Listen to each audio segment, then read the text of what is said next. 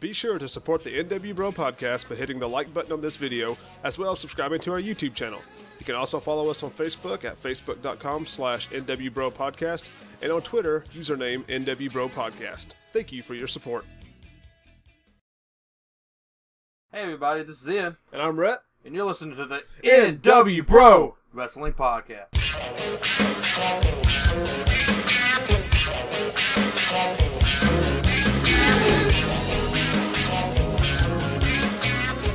Welcome back to another episode of the n.w.bro Wrestling Podcast, being recorded here on June 14th, 2017. I had no strong anything to open this show. Nice. Good job. Nailed it. No, but we got a good show planned for you guys. It's gonna be money. It's gonna be money. This episode's gonna put us on the map. It's gonna finally get us Patreon subscribers. We don't even have a Patreon, so that's what's crazy. We're gonna get one. Yeah, it's gonna be crazy. Yeah, we don't even have one, and we're still gonna have people just sending us money. So we're gonna cover Raw and SmackDown like we normally do. But before we get into all that, we're actually going to cover the much anticipated Okada versus Omega 2 from this past weekend's New Japan's Dominion pay-per-view. And then afterwards, we're going to give you our predictions on Money in the Bank coming up this Sunday. So, yeah, let's go ahead and get started with this. So, like I said, New Japan had a pay-per-view this weekend called Dominion. It's kind of, from what I understand, sort of like their SummerSlam. It was Dominion 6.11 in Osaka Joe Hall. AKA Dominion, for short. I'm not saying all that. But yeah, from what I can understand, this is kind of more or less like their SummerSlam, equivalent to what WWE does. And it was kind of just Wrestle Kingdom 2.0. It really was, because a lot of the matches were just like rematches. Basically just straight up rematches. Especially Great and Fantastic, though. They did great jobs. Yeah, and they kind of played them up like they were just straight sequels to the match. Like, I know the Young Bucks and Roppongi Vice were basically just straight sequel to their match. Obviously, Okada and Omega was a sequel. And then Naito and Tanahashi they didn't really play it. But regardless, rematch. So yeah. So yeah, all in all, really good pay-per-view, like all of them have been so far. I have yet to be let down by a New Japan pay-per-view. We're not going to cover the full thing because there's just way too much to talk about, but we will go ahead and kind of give you a rundown of the results. The show opened with a Young Lions versus Old Lions match between David Finlay, Shota Umino, yes, him, and Tomoyuki Oka. Yeah, we apologize in advance if we botched these. Because that was not in advance. I already said it. David Finlay is the only one that I recognize from this group. And anyway, that was the team of three. They took on Hirai Karato, Ketsuya Kitamura, and Tetsuhiro Yagi. Yes, exactly them. And anyway, so the first team won. David Finlay and the other two guys. Yeah, it was a good little match, though. It was a good opener. Not a bad opener, no. Yeah. Not by any means. After that, we had Tiger Mask W, Togi Makabe, and Yuji Nagata taking on Hiroyoshi Tenzin, Jushin Thunder Liger, I know him, Manabu Nakanishi, God, these glasses, and Satoshi Kojima. Yes. And Tiger Mask W, Makabe, and Nagata. First team. I wish they had like a team name I could go by. The team with the two Tiger Masks. Yes. Pulled it out. Oh, by the way, I found out that, and I think this was the case last time, one of the Tiger Masks was, well, now I'm drawing a blank on whose name it was. Oh, shit. We'll come back to that. It's, because, usually they get somebody who's kind of known to actually play these characters, and this was, Kota Ibushi. You remember him? I think he was at Wrestle Kingdom, wasn't he? Yeah. But yeah, he's had some stuff with Kenny Omega and whatnot in the past, so... Yeah, he was actually one of the Tiger Masks in this match. I think he was just Tiger Mask. May have been. I think it was Tiger Mask in the last pay-per-view we watched. No, he was W. He's W? Yeah. Okay. Gotcha. And he's kind of a big enough name. I wonder why they don't let him just wrestle as Kota Ibushi. I don't know. In New Japan. I don't know if there's like a contract something or maybe they just need a big name to wrestle as Tiger Mask. Maybe they won't Tiger Mask. But he's kind of a well-known name to begin with, so that's what I'm saying, though. Somebody else. What I'm saying is, though, like, they may just want to make sure the Tiger Mask is in good hands. Oh, okay. Like, give him a talented, accomplished wrestler. Yeah, almost like to being given Tiger Mask is almost like a privilege in of itself. You know what I'm saying? Yeah, I see what you're saying. So yeah, maybe that's the case. But regardless, moving on after that, we actually had the, a awesome gauntlet match. Yeah. gauntlet match for the never openweight 6-man tag team championship. That is a mouthful. Yes, it is. But oh well, it is what it is. Where you had Lij. I still don't know how to say that name completely. I got this. Go ahead. Los Ingobernables de Japón. That you nailed it. Nice. Well, actually, they're the champions. So the gauntlet match was between 4 teams first, and whoever won that would face off against Lij for the championship. Yeah. So the actual gauntlet match was between Bullet Club, which this time consisted of Bad Luck Fale, Hangman Page, and Yujiro Takahashi. Yes. Chaos, which was Ishii. Anyway, Ishii, Yano, and Yoshihashi. Suzuki Gun. That's how they say that. Suzuki Gun. With Taichi, Kinamaro, and Zack Sabre Jr. And then Taguchi Japan, which was Juice Robinson, Ricochet, and Taguchi. So anyway, that was the actual gauntlet match.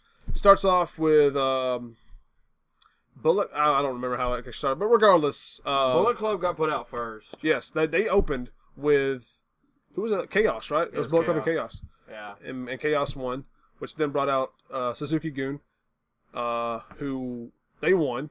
Then they beat Chaos, which then brought out Taguchi Japan, who won and got to face Lij for the championship and lost. So Lij retained. They're still your never openweight 6-man tag team champions.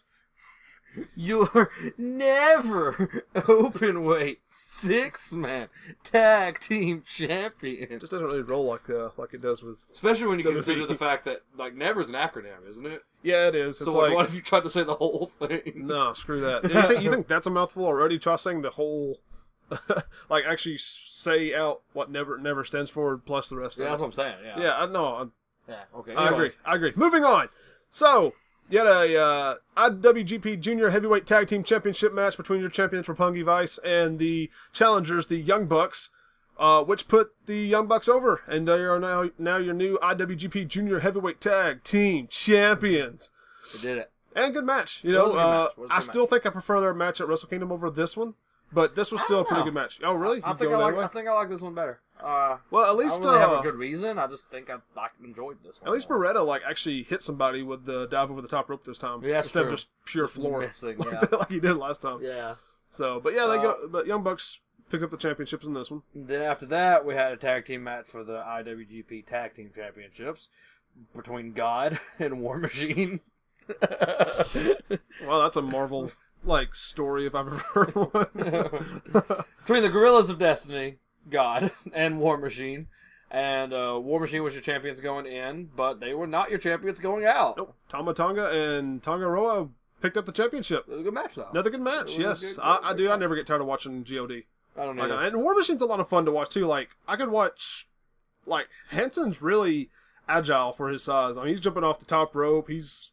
that one spot where he... I think he jumped in to break up a pin that was on...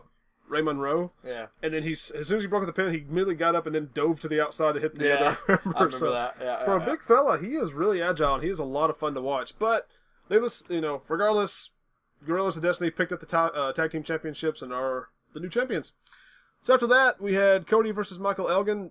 It was a decent match, which was fine. Not really a whole lot of story, not a whole lot of build up. It wasn't for a title or nothing. And Cody picked up the win. Yeah. So, good for him. He did say after... I missed this. I must have walked out. But apparently after this match is when he first made any kind of indication that he wanted to take on Okada. I guess he said something after the match that, bring on Okada or something like that. Yeah. Which would come into play later on in the pay-per-view. Yeah. So after that, you had your IWGP Junior Heavyweight Championship match between your champion Hiromu Takahashi and Kushida. I believe this is a rematch. Didn't they wrestle at Wrestle Kingdom? They've wrestled 2 or 3 times this year that we've already watched. Yeah. So I'm pretty sure. Because I'm pretty sure Kushida was the champion going into Wrestle Kingdom, and Takahashi came out on top with the victory. And this time it was the opposite. Yeah, Kushida came out. And he's kind of seemed to have dropped the Marty McFly. Well, I say that. In terms of looks, he doesn't really do the whole Marty McFly look no more, but his finisher's called Back to the Future. Yeah. And that's apparently kind of a new finisher for him. But great match. But after this match was over with, it was it Bushi that came into the ring and spit stuff in his face? Hold on, click on. You guys have to remember, we've only been watching New Japan since January. Yeah, it was Bushi. So Yeah, part of LIJ came in and spit his little green Tajiri mist into Kushida's face, I guess challenging him for his newly won championship. Or maybe just blinding him for the rest of his life. Either way, we'll see how this plays out for him in the future. And before all that happened, in between the end of the match and when Bushi came out, Takahashi was asking for one more rematch. So we'll see how this works out between these three guys. But regardless, Kushida is now your new junior heavyweight champion. Yeah. After that, you had a lumberjack match for the Never Openweight Championship. I didn't see this. You didn't watch this one, but this one was actually a pretty good little match. I think they did the lumberjacks really well because like they were definitely split lumberjacks. Like anytime someone got thrown out, they just got their ass beat. Uh-huh.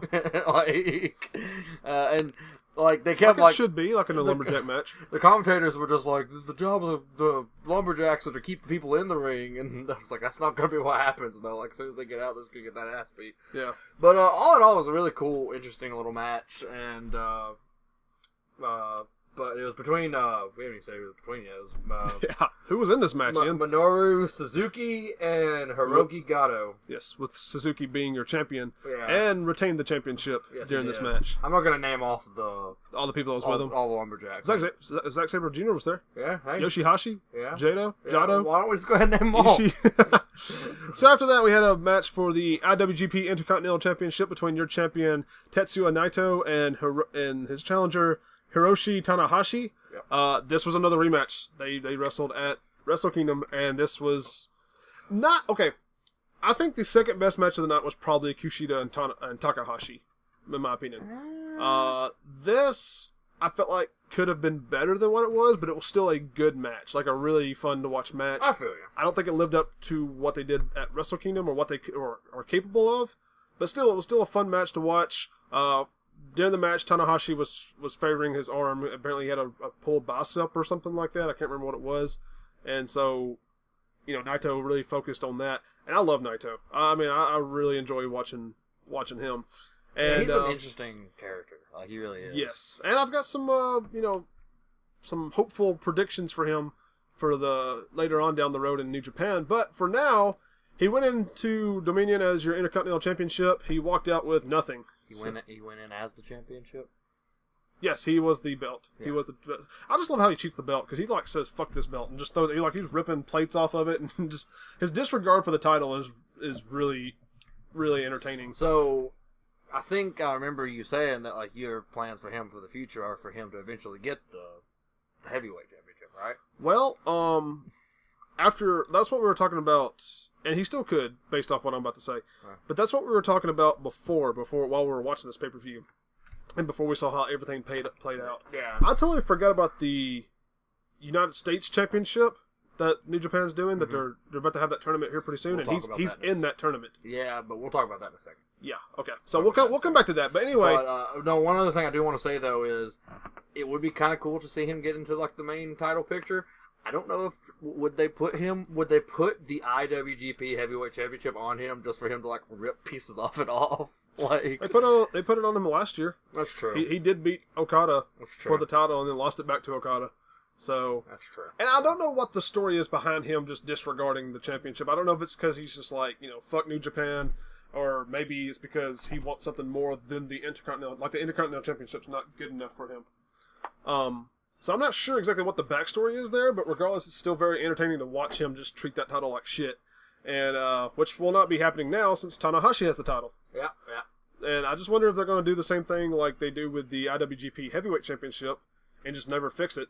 Because we keep getting bugged by the fact that a diamond is clearly missing in the Heavyweight Championship. And I don't know if that's on purpose or what, but it looks like it just fell out and they just never replaced it. Yeah. So I just wonder if they're even going to bother putting the plates back on the Intercontinental. Yeah.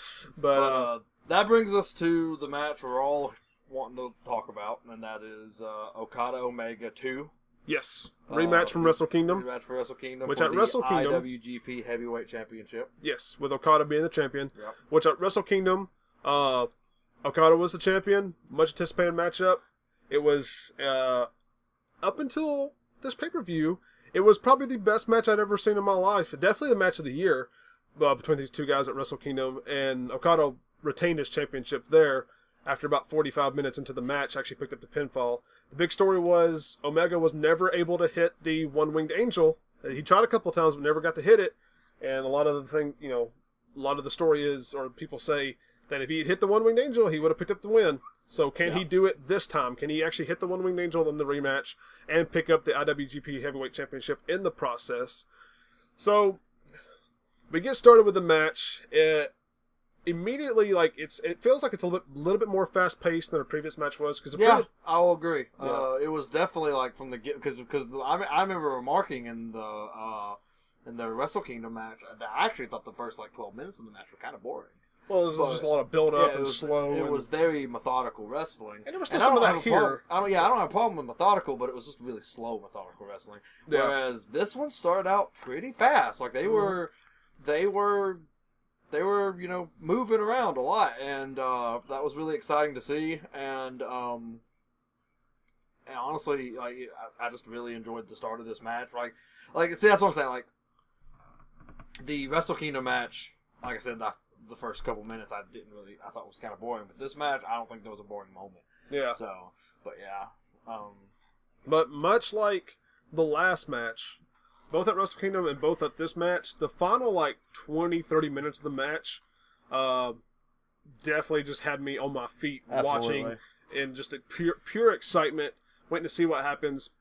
There's a lot of the same in this match that they had in the first match with the Kenny going through the table and jumping off from the inside of the ring to the outside to hit Okada. And, he did that in both matches. A lot of hard bumps in this one too, like whenever Kenny got drop kicked into the barricade. Yeah, and then there was also that one. Was it Okada suplexing Omega, or was it one of Omega's dragon snaps or whatever, where he landed hard? I can't remember which one it was, but I think it was Omega's hitting Okada. Yeah, I think it was too. But it wasn't as hard as you remember the dragon snap suplex off the turnbuckle at Wrestle Kingdom where Okada landed on his neck. So it was never really that bad. But I do remember us both going ooh at the same time. So one really cool spot was whenever Okada. There's actually a couple of really cool spots that come to mind. At one point, Okada Irish whipped Kenny off the ropes. It looked like he was supposed to hit him with a drop kick, and Kenny reversed it into a spine buster, or not really a spine buster. It was more of a bomb, like a power bomb. That was a really cool spot. And there was another cool spot kind of towards the end of the match where Kenny's got Okada on the bottom rope. And, he always, before he does the running knee strike, he always does the gun. Yeah. And he points the gun at Okada, and Okada grabs the wrist and hits him with a Rainmaker. That was cool. That was really awesome. I really enjoyed that spot. I'll be honest, first time we watched them fight at Wrestle Kingdom, I was definitely, heavy Omega. Mm-hmm. I don't know. I think I may like Okada more. Okay, I'm still more Kenny Omega. Kenny Omega might actually be my favorite wrestler. Oh, he's one of mine. Don't get me wrong. He's in my top 5. Yeah. But Okada might have I don't know. I really like Okada. I would still put Okada in my top 5 too because Okada is gold. He is really good, and he is definitely worthy of carrying this company, being the face of this company right now, the ace of the company, as they put it. So both of these guys are definitely 2 of the best wrestlers in the world right now. But something I really enjoyed about the match was that the match started, and like we said, it was a lot more fast paced, and Omega kind of started getting a really big head of steam kind of early. Yeah, and then Okada just started beating the hell out of him. Mm-hmm. It got to a point where we know what point it got to. It got to the point where the Bullet Club came out. Yeah, and led by Matt and Nick are already Young Bucks are already out there. Yeah, but the rest of the club came out all of them Cody and Bad Luck and Girls of Destiny, Hangman, Tokyo Pimp. Yep. So all of them came out, and Cody's wanting to throw in the towel, and you can tell the whole club is. Yeah. But it's mainly Cody. Cody's the one with the towel, and the Young Bucks are sitting there trying to stop him and stuff like that. And then just out of nowhere, Omega gets another big head of steam, and that slows that whole thing down. And for the rest of the match, we have the whole Bullet Club surrounding. Well, let me stop you there because going back to the Cody with the towel thing. Yeah. See, like I said, apparently after Cody's match with Elgin, he did say something about wanting Okada. And if I had known that when I watched this match, it would have added more to the story because then we could have said, well, Cody might be wanting to throw in the towel because he wants to face Okada. Yeah. He doesn't want Kenny to win this. So, and because we kind of thought, or at least I did, I think I kind of mentioned, like, there might be some tomfoolery there behind. I think there is some tomfoolery, yeah. but I don't think it's in the way that you're wanting to look at it. Because like I said, it was the whole club that was wanting to throw in the towel. Cody was just the one with the towel, but the rest of them were wanting to do it. Besides too. Young Bucks. Young Bucks are the ones who the Young Bucks were the only ones that were stopping them. But literally, the whole club was sitting there like, "We got to do it. Look at him. Look at him. He can't fight. Do it." You know. Yeah. So it was literally the whole club. But I mean, again, Cody was leading it, but don't get me wrong. I do still think there's a little bit of tomfoolery there, but. We will discuss that here in a second after we kind of get past this. We'll talk about our predictions about later on. Yeah. But, anyways, but yeah, so Kenny started to kind of get back another big head of steam, and then, like, it was a very just back and forth for the rest of the match. Just and counters out of nowhere. Out of nowhere, just as soon as somebody gets the upper hand, the other one would just counter and just turn the match completely around. At that point. I don't. Did you mention this spot, the one where Okada pushed Omega off of the barricade into the other barricade? Did you mention that? No, I didn't talk about that. That's a good spot, too. Yeah. I really like that because Omega jumped up on a barricade to, like, jump off of it, and Okada, like, ran up and pushed him and off into another barricade. I'm like, God, dude. And they kind of lay out the layout here. Yeah. The way New Japan does it sometimes, especially at this pay-per-view, is they have the first barricade that sort of keeps in, like, the announcers, the commentators, and media and stuff, yeah. and then there's a barricade behind them where the audience is. So that's so why there's two barricades. Yeah, so he was on the one in front of the commentators and got pushed off into the one in front of the fans. Right. But really good spot. Finally, at one point, we had Omega finally managed to do it. He finally managed to hit. After multiple attempts. He finally managed to hit the one-winged angel. But what did you and I say as soon as he hit it? He's right when he was going up for it, I was just like, he's next to the ropes. He's right next to the ropes. It was right by the ropes when he finally hit it. So sure enough, as soon as he hit it, he got the 1, the 2, and as soon as the 2 count. Almost a 3. The foot went between the ropes, and that's a break. So, yep. Was not able to put it away with the one-winged angel. I knew it, like Rhett said, like as soon as he started to put him up, I was like, you're too close to the ropes. It's not going to work. Yeah. But sure enough, that's the way that went. Can we talk about what was perhaps the best spot of the whole match now? Which one's that? When you get towards the end, and the time's starting to click. I mean, I think you're 10 minutes or less left in the match at this point. I know what you're talking about. Yeah, Okada gets Omega. I mean, Omega is drained at this point, and he was drained whenever Cody tried to throw in the towel. Because I mean, it looked like Omega couldn't take any more. But he finally gets, a little bit of momentum, and it was after that when he finally hit the one-winged angel. So anyway, towards the end of the match, Omega is completely drained. I mean, he is almost out. Okada picks him up, gets him ready for the Rainmaker, and as soon as he goes to pull him in for the Rainmaker, Omega didn't dodge it. He just passed out. Yeah, he just and it caused Okada to miss the Rainmaker. And kind of, with his own momentum, kind of, fall down into the corner, and Omega's just laying there. And that was just really cool how it was executed perfectly. Very well executed spot, like very good acting on Omega's part for because he looked like he literally just passed the fuck out. Yeah. Like he was just like, so very good acting on both of their parts, but definitely on Omega's on that one. But like you said, yeah, we're within like 10 minutes of the match at this point. Maybe like. Yeah, it was right towards the end because there's a 60-minute time limit. Yeah, 60-minute time limit. I mean, so if the match isn't over with by 60 minutes, it's a draw. It's a time limit draw. Yeah. And going into this match, I remember me talking with our friend Dean. That shout out to Dean because he's talked about the podcast a little bit. But anyway, talking with him, we both agreed like the one way we did not want to see this match end was with a time limit draw. We wanted to see a clear-cut winner, one way or the other. Obviously, I wanted Omega to win, but I wouldn't have been upset if Okada had won because Okada's great. But we wanted to see a clear-cut winner, not a time limit draw. That we both agreed that would just piss us off. But you get towards the end of the match, and there's like maybe 2 minutes left, and at one point, Okada's able to hit another Rainmaker, which is like the third, fourth, maybe fifth Rainmaker that Kenny's taken at this point. A lot of Rainmakers. Yeah, but at this point, both men are so drained that even the one executing the move is almost just as laid out as the one who takes it. You can tell. I feel like going back and thinking about it and stuff, especially during that like last 5 minutes, you could tell that they were killing time. You know, like yeah, it kind of became evident right with the last few minutes what was going to happen, how this match was going to result. But yeah, sure enough, that's how the match resulted. To kind of lay out the scene. Okada hits that last Rainmaker, and both men are just so tired and they're just laying there. By the time Okada starts to kind of gain a little bit more energy, he's kind of crawl his way to Omega to make the pinfall. And on his way while crawling is when the time limit hits, and we have a time limit draw to end the match, which results in Okada retaining his championship. Yeah, no winner. It's a draw, but because of that, he keeps his belt. And at first I was like, but then I was like, this is probably best case scenario, all things considered. And actually, like I said, I've got a few opinions on what I think can go on from here, but I would have done one thing differently.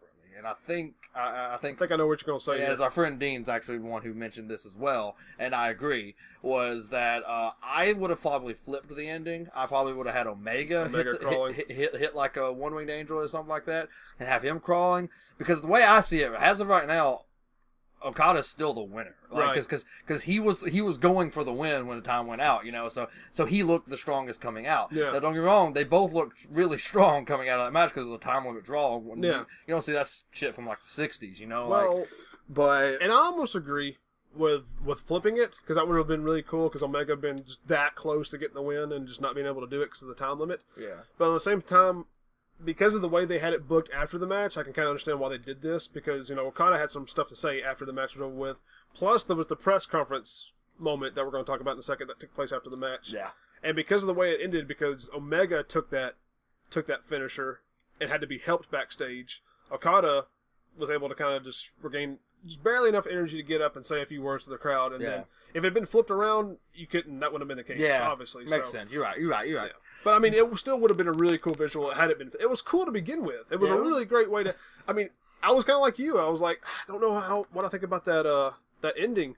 But after thinking about it, especially like after I slipped on, I'm like, that ending was like really perfect. Honestly, it really was, and it really builds up a lot of stuff that can happen in the future, especially once we get into what we're about to talk about. Mm-hmm. But what was something I was about to say? I don't remember what it was. I had a point. That happens with us a lot. So don't think nothing about it. Yeah, go ahead. Well, anyway, so ends with the time limit draw, as we said. Omega has to be helped backstage. Okada, which his little right hand man Gato, helps him up, says a few words. I don't know what they're saying because it's all in Japanese, and nobody bothered to really translate what was being said. They're like literally like the English commentators doing this point were just like, yeah, he's right, and I'm just like, he sure is. You could tell us like a little bit of what's being said right now, but anyway, he says a few words, and they go backstage or go back up the ramp, and the pay-per-view cuts off. And also, like, one thing I love about it is, if this does result in Okada versus Omega 3, which, I mean, is a very predicted and is a really good possibility, but if this does result in a rematch down the road, like later this year or maybe at Wrestle Kingdom, then New Japan's doing an excellent story, or doing an excellent job of telling Kenny Omega's story here. Because at Wrestle Kingdom, I think it can be said that Okada was the dominant wrestler in that match. I mean, Omega brought the house, and they were like even for most of that match, but the fact that Omega was not able to hit the one-winged angel, and the fact that Okada won clean with a pinfall, tells me that Okada was the better man in that matchup. Yeah. This matchup ended in a draw. 60 minutes, an hour, and it ended in a draw, and at any point, especially there in the last 15 minutes, it felt like it was anybody's match. And then if Omega was to pick up the championship during the next rematch, that's a full coming-of-age story they've told in the span of a year. I agree. Kenny Omega. And we really, to really get into that and talk exactly what I think is going to happen, we do need to go on and talk about what happened afterwards and stuff like that. Yeah. After the pay-per-view, we had Okada at like a press conference type thing. They always have a press conference after the they have press conferences all the time before before the pay-per-view. Like halfway through the match, they're just like, "Hey, let's take some questions." But he's sitting there doing his press conference, and then all of a sudden, Cody walks up. Yeah, Cody Rhodes, and the whole. I even mentioned as Omega was getting taken out of the stadium that I noticed that it looked like Cody wanted to say something or stop and do something to Okada because he kept like looking back and like kind of walking back and then walking, back and forth and everything. Finally, he just walked out. But sure enough, he walks up after this during this press conference and just starts talking that good shit. And he's just kind of like, sarcastically congratulating Okada on his hard-earned victory and all that sort of stuff. And he's just like, if you want to face a like true superstar, you'll fight me. He says we might as well call this old Japan because it's just the same old song every single time. Honestly, a really good promo. I really like Cody. Cody's great. But so long story short, he challenges Okada to a championship match at G1. G1 in Long Beach. Yeah, at Long Beach. And I have a couple mixed... Yeah, he drinks a beer and spits it on him and then leaves.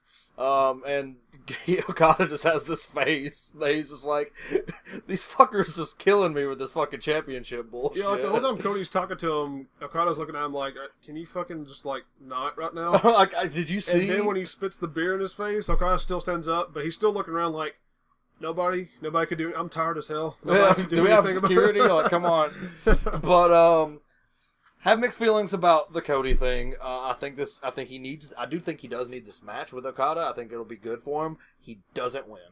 He doesn't win. I agree too. He doesn't need to win. I mean, I don't he feel won't like win. He won't win. You think about the body of work that Kenny's put in to get to the point to where he's at. Exactly. And then for Cody to just pop up. But this does play into what I think will happen in the long run. Okay. I think, let me just tell you real quick what I think is going to happen from this point on. Okay. I think you're going to have Okada and Cody fighting for the championship, and Okada wins, honestly, pretty handily. I think it'll be a good match, but I think Okada is the dominant winner. Okay. After that, we have Kenny Omega winning the United States Championship. Okay. That leads us to Kenny Omega versus Okada for championship versus championship match. And Omega wins with 2 one-winged angels. He doesn't get it on the first one. Yeah. But what I'm calling is around the 40-minute mark. He hits the one-winged angel, so you think it could be it. Yeah. And Okada manages to kick out of one of them. Yeah. But then he hits him with another one later on, and that's match. And then you have Omega being the United States and the heavyweight champion. And then he gives one of those titles to Cody, and that pisses Cody off. He's just like, you don't think I could have just taken this from you? He relinquishes the title to him. I don't know, man. You think with as big as honor and stuff is in New Japan, you think they're going to just let him give a title to somebody? I think absolutely. I think they've done that kind of stuff before in New Japan, maybe relinquish titles to people. So you're actually. So I don't really know what my full. Were you done with your prediction? Yeah, that's pretty much it. Like that's gonna, like I said, that will lead us to Cody and Omega next year. Right. But now, I have heard. I think this was on a podcast or maybe a YouTube video I watched, or I can't remember where I heard this, but someone brought up the theory that what if? And I know this is kind of a big deal. But they said, what if Cody picks up the title against Okada because they're playing into that Okada's got some kind of lingering injury or something from his match with Omega.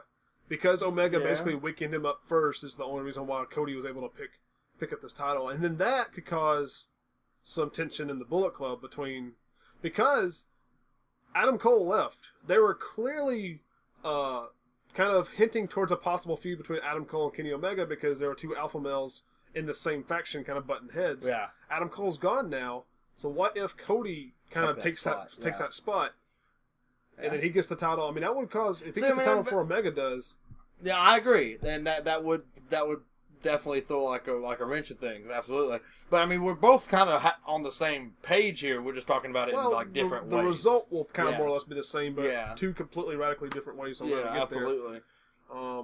I just think title versus title for the third Okada Omega match would just be enough to just really just, because I didn't say this earlier, but Okada Omega won 6 out of 5 stars. Yeah, I'm saying the second one 6.5 out of 5 stars. Like it was better. Has that come out yet? I don't think he has, okay. but I'll check into that. But so if you really, you've got to bring it. The third match, you've got to bring it for it to be the end-all match. A way to kind of make that interesting and change it up so it's not the exact same thing is if Cody, this is just, whatever, but is if Cody does pick up that title from Okada, and then Kenny beats Cody for the title, so the third rematch is actually Okada challenging for Kenny's title, and Kenny retains. That would change it up just ever so slightly, but enough to make it a little bit different from the first two matches. And Kenny would he wouldn't win the title from Okada, but he would pick up that much sought after victory. Yeah, and that would definitely be interesting. If I was a booker, I'd probably try to do something like that because that would definitely be very interesting.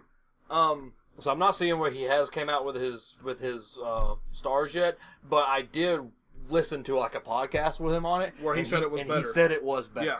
So was it the same? Was it on YouTube? Yeah. The video that had 7 stars. Yeah. Yeah. That's why I watched that same video, and he said it was better. So if it's better, it's got to be like a 6.5 or 7 or something. 6.1 or something. Yeah. You gotta. But jeez.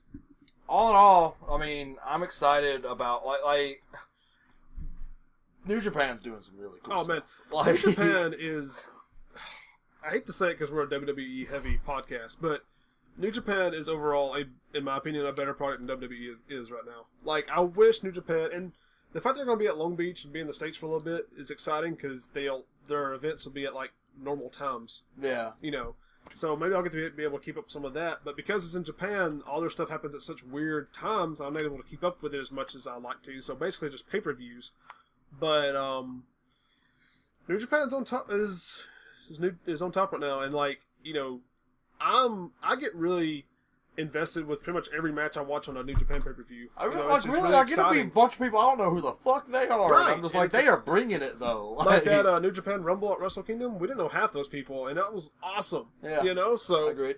So yeah, I mean, I wish I could watch a little bit more easily than what I do now, but, the way things are, it's not the case. But at least we get to watch the pay-per-views, so that's good. Yeah. But anyway, so you would say Okada Omega 2 better than the first one? Yeah. It was Best match you've ever seen? Yeah. Yeah. Like, it okay, really agreed. was. Like, Agreed. So top 3 matches of the year so far is Okada Omega 2, Okada Omega 1, and probably Okada and Shibata. That was a good match. That was my second honestly, favorite match. real talk. Mine might be number 1 being Okada Omega 2, and then Okada Shibata. Oh, really? And then Okada Omega 1. Oh, wow. Like, I really liked that match with Shibata, man. Like, yeah. I was very vocal then that I still preferred Okada Omega over that match, but that was a really good match, and that really got me. There was just really. I think it was Shibata. Just the passion. Yeah. In that match. Like, there was definitely a lot of that. Yeah, like, and I mean, literally, there had to be because I mean, he literally like Shibata almost killed himself. Yeah. Like, I hate it for him. But, all right.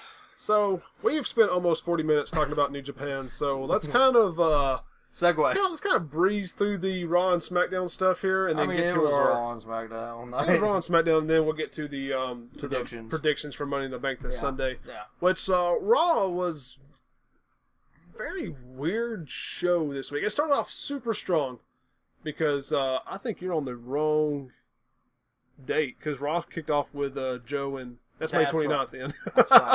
That's right. So this week's Monday Night Raw kicked off with Brock Lesnar and Heyman coming out and addressing what happened last week between Samoa Joe and Heyman.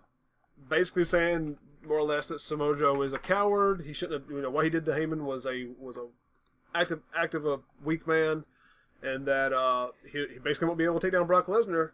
Which Samoa Joe comes out, gets in Lesnar's face, and attacks him. So Samoa Joe establishes very, very quick that he is not taking Brock's shit.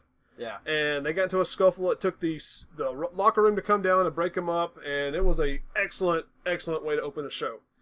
And then the show was kind of downhill from there. Can we also real quick just laugh about Heath Slater and Enzo trying to hold back Brock Lesnar? Who we got here? We got Rhino. Okay, I can understand. Rhino and Titus, I can understand. Yeah, but then you got Slater and Enzo. Like, why'd they even come out? They should have stayed in the locker room and made cheese and crackers. All right, so after that opening segment, scrolling down, Dean Ambrose versus Elias Sampson. We've seen this before, and Miz interfering, and anyway, Elias Sampson picks up the win over Dean Ambrose. Seen it before. Not bad, but it'd be nice to kind of change up a little bit. Regardless, Elias Sampson's I really like me some Elias Simpson. He's still great. And him, honestly, his whole, like, singing songs about how shitty the town is he's in is not getting old to me yet. I really still enjoy that. I agree.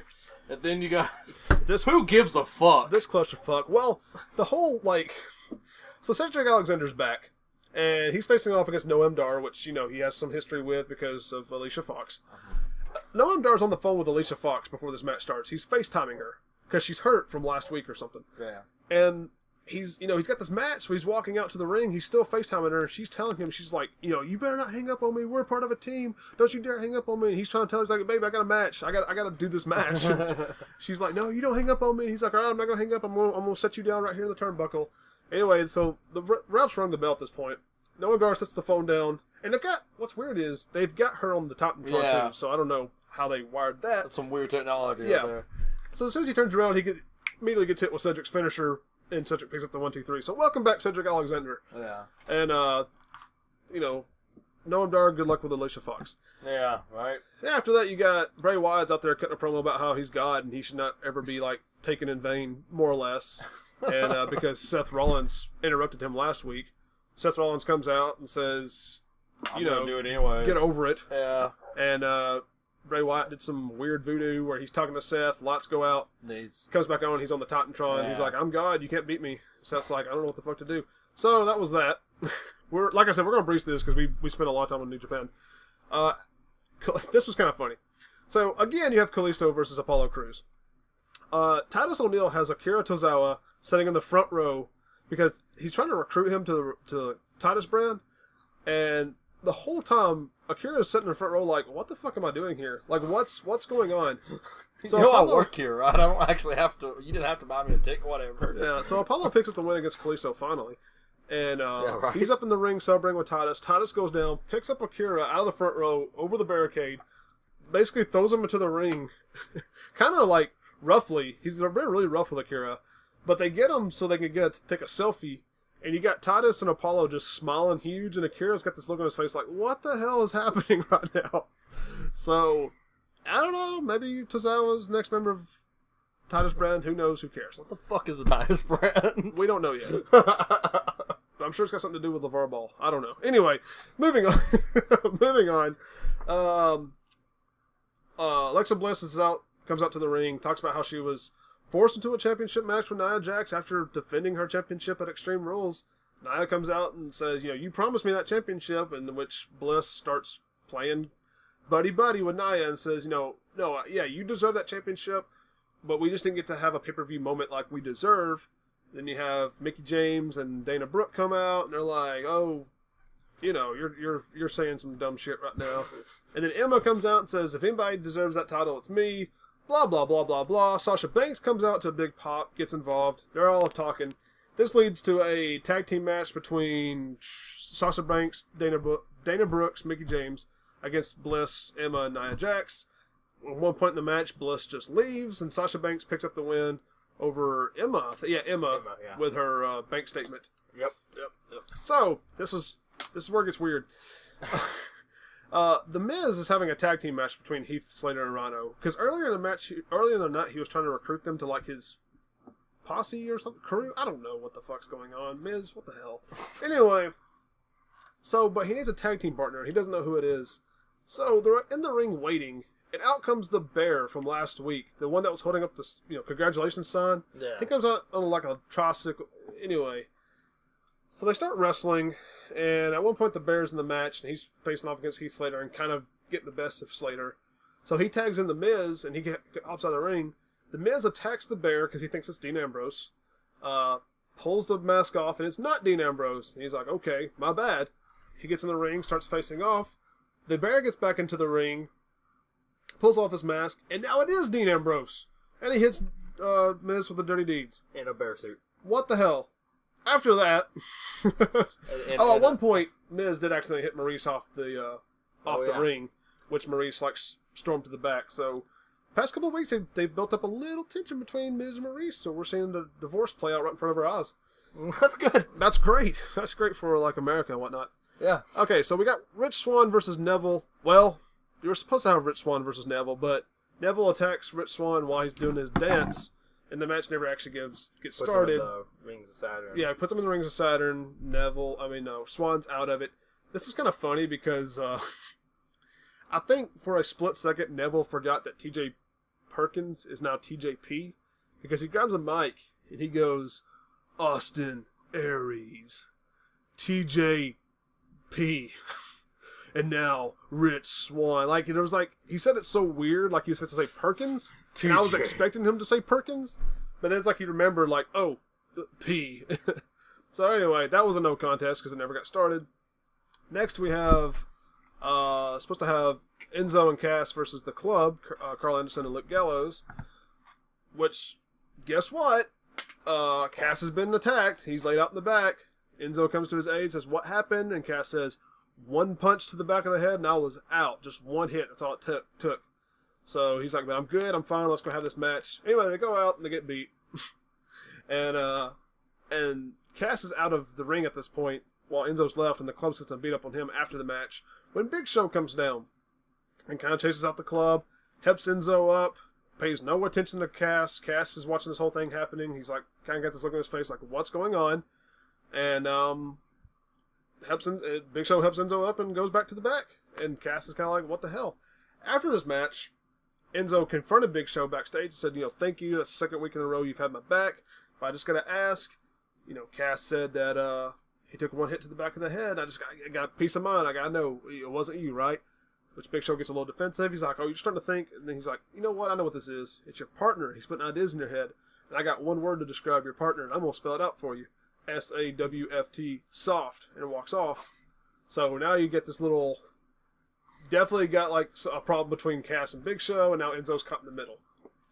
So after that, we have our main event, which is a best 2 out of 3 falls match for the Raw Tag Team Championships between your champions, Cesaro and Sheamus, versus the Hardys. And this was how quick was this match? This was like 10 minutes. This match got started really late. So this match did not last long.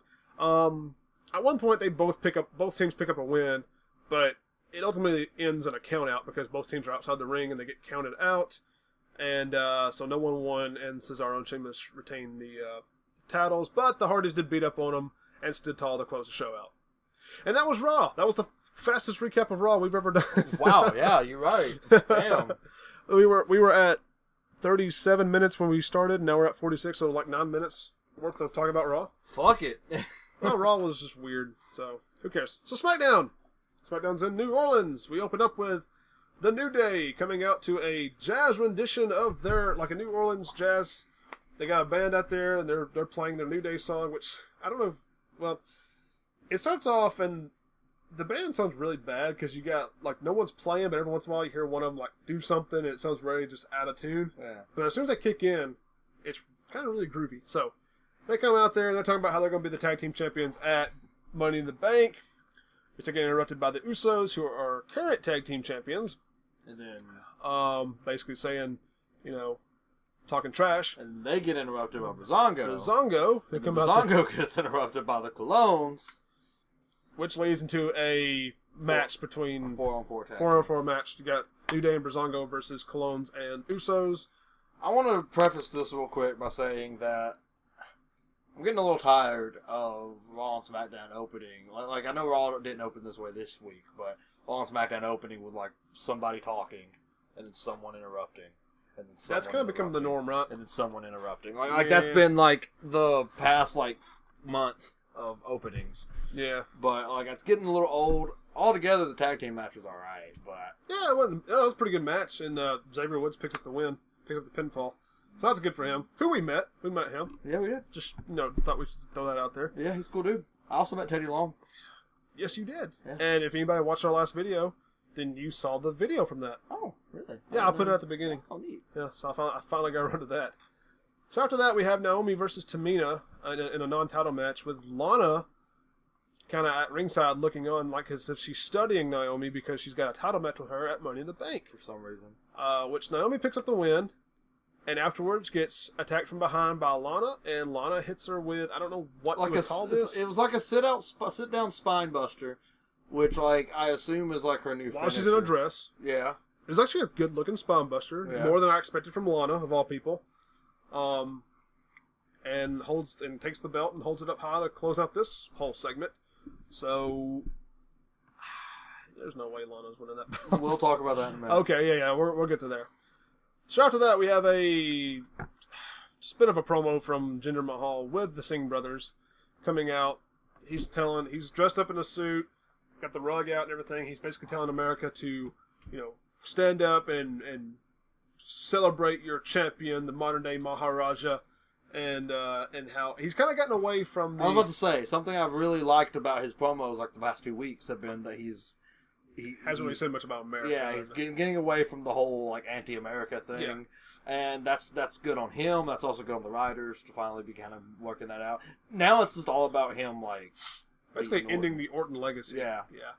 And so he's basically saying how Sunday he's going to beat Randy Orton. He's going to end the Orton legacy because Orton's dad's going to be there with some legends.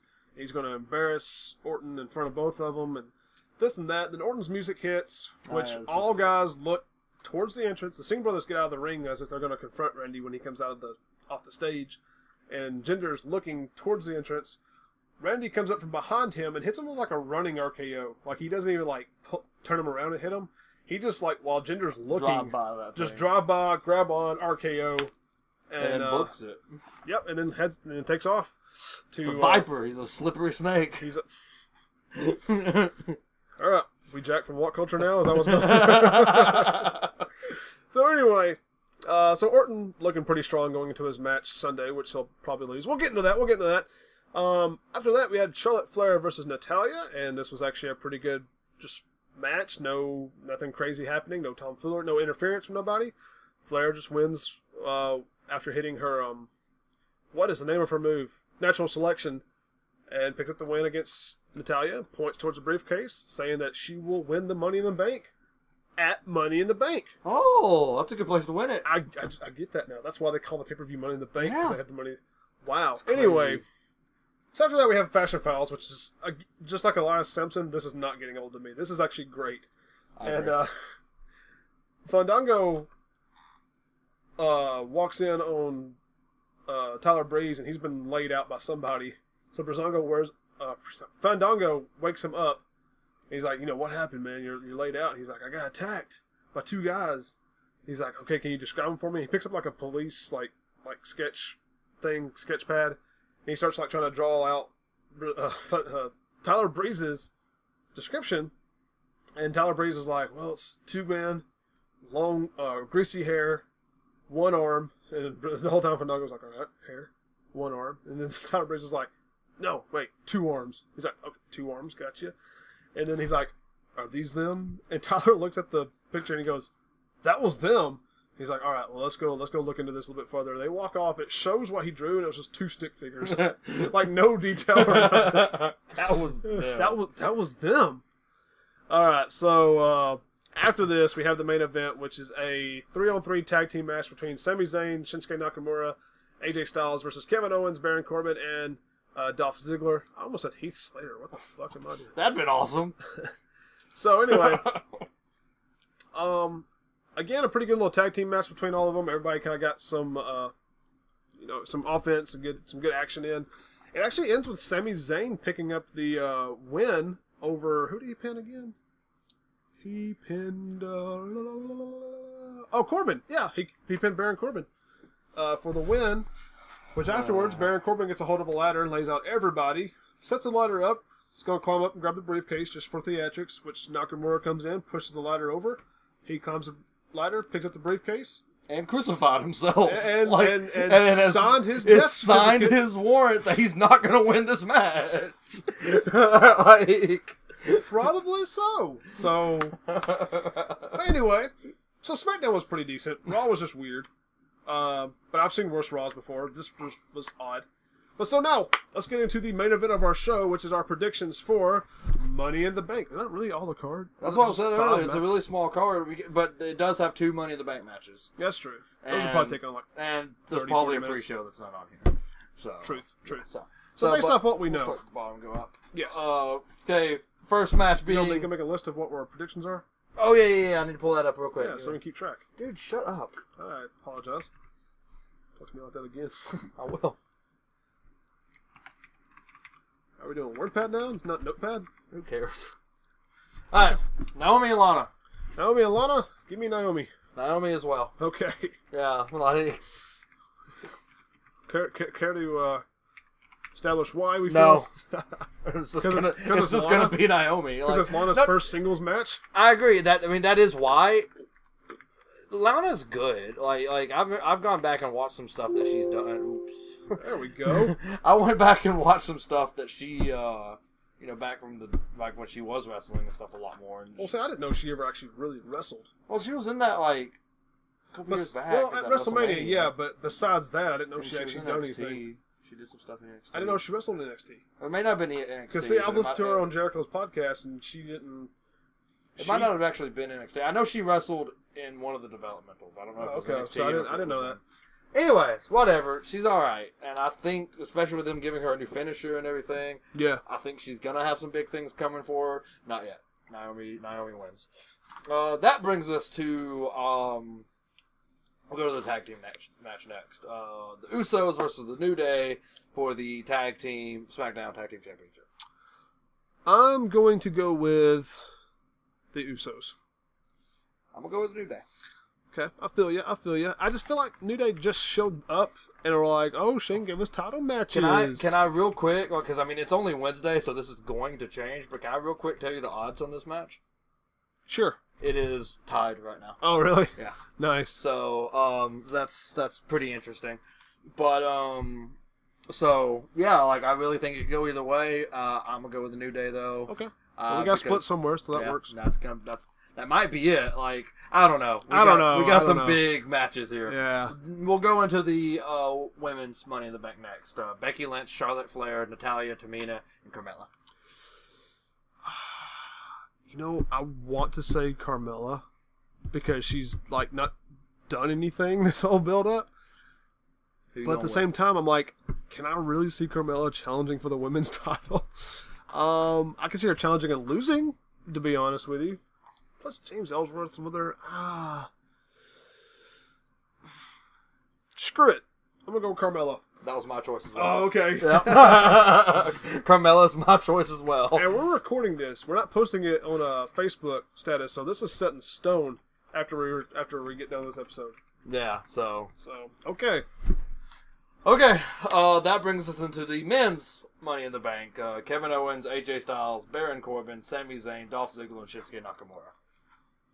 I really want Nakamura to win. He ain't gonna do it. After this week, he's not gonna do it. I'm gonna go with... I want to say Baron Corbin. Is that your final answer? I don't know. Because I could see... Honestly, I can kind of see Sami Zayn just shocking everybody and picking up the briefcase after all the shit he's taken over the last couple of years. Cool. It'd be really cool if he could pull that out. And we need... You know what? I'm going to say Sami Zayn because... Final answer? Yes, because that is based off my prediction for the main event. You're going to go Corbin? Okay, perfect. Baron Corbin. Okay. Sorry, I announced your pick before you did. No. Baron Corbin's definitely my choice. It was Shinsuke Nakamura until this week. Until SmackDown. Until he fucked up. Like, why would you do that, Shinsuke? Like, you've signed your death warrant. Spoilers, Shinsuke. You're just giving out spoilers at this point. Don't even show up Sunday. Yeah, might as well not even. Like, and don't get me wrong, it would be kind of cool if they swerved us. Like, and I could see them doing it. Like them, like being like, well, people are going to assume because he got the title, because he got the briefcase down on Tuesday that he won't do it. The pay-per-view. WWE ain't that smart, right? So I'm gonna go with Baron Corbin. I think first off, him eating the pin in this week as well. Yeah, makes me think he'll win it. Yeah. I mean, it's not gonna be Dolph Ziggler.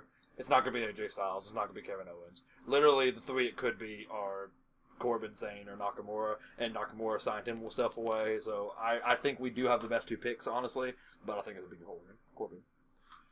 I just don't think it's gonna be Ziggler whatsoever. Ziggler, I forget he's even in this match. I don't want to say Kevin Owens simply because he's the U.S. champion right now. Yeah, I agree. Which, I mean, he could be the U.S. champion and have the briefcase, then cash it in after he loses the championship. Yeah. But I'm gonna stick with my pick. I'm gonna say Zayn. I'm gonna give Zayn's ate a lot of pins over the last couple of years. He's a crowd favorite. He's that underdog that you're waiting to rise up.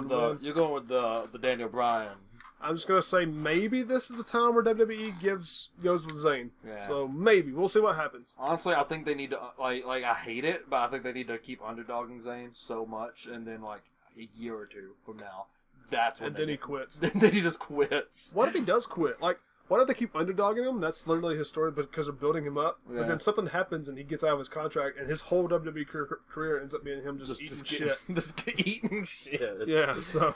All right. So. That brings us to the WWE Championship match, a singles match between Jinder Mahal, our champion, versus Randy Orton. He's going to, of course, have the Singh brothers with him. Who you got? Jinder Mahal. No question. Jinder Randy Orton. Well. Yeah, okay. Mahal's going to retain. Plus, it's in St. Louis, which is Randy Orton's hometown. Generally... Yeah. With the exception of Naomi at WrestleMania, generally people don't win in their hometowns. Yeah, you're right. And I think this will be the end of this rivalry. Yeah, it's the blow off for this. This will be it. Mahal will be their champion, and it'll be Mahal and Rusev going forward, I believe. Something I forgot to mention. Sorry, this is backtracking quite a bit now. But something I forgot to talk about that happened at SmackDown was Mojo Rawley being interviewed backstage, and. Whoever they interviewed, I don't know if it was Charlie or who it was, but they were asking him, he's like, you got a chance to be a part of the Money in the Bank if you beat Jinder Mahal last week, but you came up a little bit short. Where do you go from here? And he's like, it sucks about last week, but in a way, I'm kind of glad I got beat because I work better under in adversity. So it's kind of opening my eyes. I'm just going to go up from here. And then Zack Ryder comes in, hot bro, and is just like, hey man, you had a great match last week, nothing to be ashamed of. You got big things in the future, but for now. You and I have unfinished business as a team. And they're like, all right, let's do it. Hot bros, man, let's keep going. Zack Ryder's fixing to go heel. He's fixing to just hill Mojo Rawley so hard. I promise. Just watch. And also, who do you think's attacking Tyler Breeze? Because the Colognes came out and said it wasn't them a couple of weeks ago. So, and the Usos have denied it. So who do you think's actually attacking Tyler Breeze and well, no one's attacked Fandango yet, but. So it was two people. Two people. And it had greasy hair. And 2 arms. 2 arms. Yeah. But I don't know if both of them had greasy hair, but one of them's supposed to have greasy hair. Honestly, other than it being like 2 people, it could be Fandango, because he's got kind of greasy ass hair. Uh-huh. But, I mean, with the greasy hair, I almost want to go Usos. Right. But why? Why would they be doing it, You know who I think it is? Who? American Alpha. That's a good one. Going heel. They're going to go heel. Because they haven't been. Where have they been past? That's good. That's a good idea. I didn't even think about American Alpha. Yeah, so I'm gonna call Zack Ryder going heel. I think. I don't think so. That'd be the vaudevillain, but I don't think it's the villains. I think it was. Could be Aiden English and Ty Dillinger teaming up. I think it's the Revival. Man, fuck the Revival. Fuck the Revival.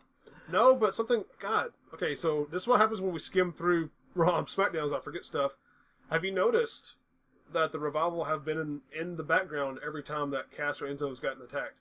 I have not. Yeah, they've been somewhere close, and specifically this week, because at one point, when Enzo's checking on Cass, in the background, you see the Revival walk out from behind. Like, it's kind of sort of far off, but not where it's completely unnoticeable. Yeah. They kind of walk out from behind a wall, kind of look at what's going on, and keep walking. Yeah. Like, they're there. So, I still don't think it's them, but they're doing a good job. They're planting the seeds of being other people. Who do you think, because of all the Big Show stuff, who do you think's involved with that? Who do you think's hitting who? Oh, hell, I don't know. I'm so confused at this point. I said this the other night to, I think, TJ, and I was like, what I think it is like a clusterfuck. I think it was someone else attacking Enzo. Mm-hmm. No, I'm trying to remember exactly how I had this. No, it was Cass attacking Enzo. And now it's like Big Show attacking Cass because Enzo wants him to. I think it's like a big, stupid. Getting crazy. Yeah. Shit's getting real. Shit's getting H, dude. It is so H.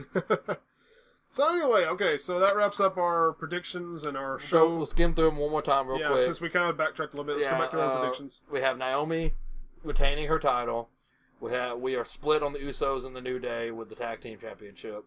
We both have Carmella winning the women's championship with women's Money in the Bank, Right. Which honestly surprises me. I didn't expect you to also do Carmella, but that is kind of shocking because I didn't know if you were gonna pick her either. Then we are split on the men's Money in the Bank. He's got Sami Zayn. I've got Baron Corbin, and then we are both unanimously decided that Mahal is going to retain. I think that's the one I'm the most comfortable with. Mahal and Orton. Yeah. I think so. Too. Followed by Naomi. Yeah. It's just Lana's too green to give her a championship right now. I agree. So, but they've done some crazy shit in the past, so who knows? All in all, I'm looking forward to this pay-per-view. Should be a lot of fun to watch. Hopefully, I get back in time from stuff I got going on that day to watch the whole thing. But we'll if wait not, and I'll see. keep you updated. Yeah. But anyway, that's going to go ahead and wrap up our show. Any closing remarks before we end? No, yeah, bada boom shakalaka. Okay, great. Bye. No, but all right. So thank you so much for joining us on this episode of the n.W.bro podcast. Remember to, if you're watching this on YouTube, to please like, comment, and subscribe, share, tell your friends about us. We're always welcoming more subscribers. Tell your parents about us. Tell your parents. Moms love me. That's what he says. Anyway, and if you're listening to us through MP3, thank you so much for taking the time to download this episode. Remember, you can follow us at Facebook, Twitter, and Instagram. All at n.w.bro podcast. One word. Facebook, it's /n.w.bro podcast. Twitter, Instagram, n.w.bro podcast. I just did this we were on camera. Yeah, like they can see your shirt. Like Ian's wearing our n.w.bro shirt right now. Yeah, which is a good looking shirt, by the way. Shirts. Yeah, if anyone's interested, hit us up. Yeah, honestly. Best way to hit us up is our email account at nwbropodcast@gmail.com. You can also send us questions, because if we start getting enough of those in, we will actually do a Q&A. Have we ever shown anybody what our shirts look like? It's just other than when we wore it in public at MomoCon. No. Yeah, I mean, it's just the classic NWO. It's our logo. But it's the logo. But it looks like the classic NWO shirt. But and it's got our social media information on the back. So cool. So shameless plug. If you want one of our shirts, hit us up. So, yeah, that's going to wrap us up. I'll do it. That's going to do it. So, we'll talk to you guys next week when we give you our thoughts on Money in the Bank, as well as what we thought about Raw and SmackDown. Smallville. Small and SmackDown. On our new Smallville podcast. That's about 10 years too late. Yeah, right? Yeah, but anyway, so we're going to head out of here. We'll talk to you guys later. See ya. Adios.